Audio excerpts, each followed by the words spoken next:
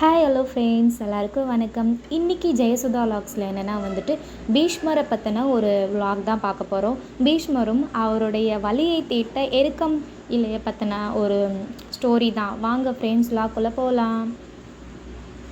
குருச்சேந்திர போர்க்களத்தில் உடல் முழுவதும் அம்புகள் துளைக்கப்பட்டு அந்த அம்புகளே படுக்கைகளாக மாறிய நிலையில் படுத்திருந்தார் பீஷ்மர்.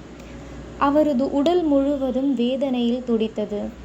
பீஷ்மரின் தந்தை, நீ விரும்பும் நேரத்தில்தான் உன் உயிர் பிரியும் என்ற வரத்தை பீஷ்மருக்கு அளித்தார். ஆனால் தற்போது அவர் உடல் அடையும் வேதனையால் தன் உயிர் இப்போதோ பிரிந்தால் என்ற எண்ணம் அவருக்கு வந்தது.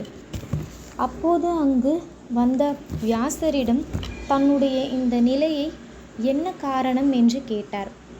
அதற்கு வியாசர், ஒருவர் மனதாலும் உடலாலும் மற்றவருக்கு செய்வது மட்டுமே தீமை, அநீதி என்றாகாது.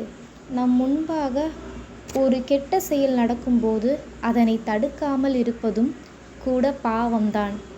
அதற்கான தண்டனையும் அந்த நபர் அனுபவித்தே ஆக வேண்டும். அதைத்தான் இப்போது நீ அனுபவிக்கிறாய் என்றார்.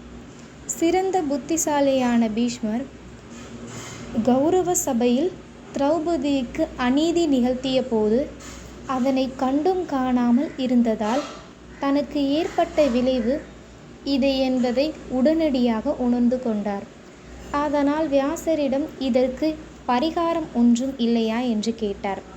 உடனே வியாசர், ஒருவர் தான் செய்தது மகா பாவம் என்று உணர்த்து வரும்போதுதான் அவரது பாவம் அகன்றுவிடும்.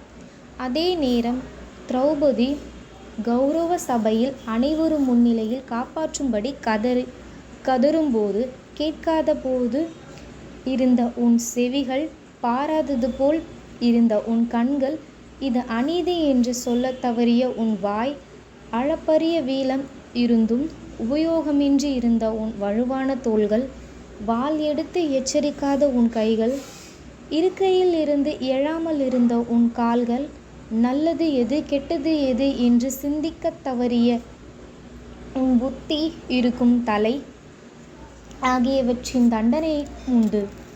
அந்த வேதனையை போக்க சூரியனின் அனுகிரகம் தேவை என்றார். பின்னர் எருக்கம் இலையை கொண்டு வர செய்து பீஷ்மரின் கண், காது, வாய், கை, கால், தோள், தலை ஆகிய 7 அங்கங்களையும் அந்த எருக்கம் இலைகளால் அலங்கரித்தார். இதையடுத்து அவரது வேதனை குறைந்தது. கொஞ்சம் கொஞ்சமாக மன அமைதி அடைந்த பீஷ்மர் தான் நினைத்த நொடியிலேயே தன்னுடைய உயிரையும் துறந்தார். அப்படி அவர் மரணித்த தினம் ரத சப்தமிக்கு மறுதினமான அஷ்டமி திதி ஆகும். எனவே அதனை பீஷ்மோட்டுதி என்பார்கள். பீஷ்மர் இறுதி வரை பிரம்மச்சாரியத்தை கடைபிடித்தவர்.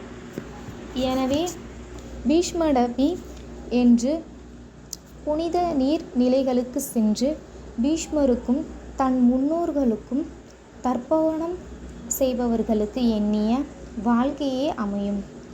வாழ்வில் இன்பம் நிலை பெறும் என்பது ஐதீகம்.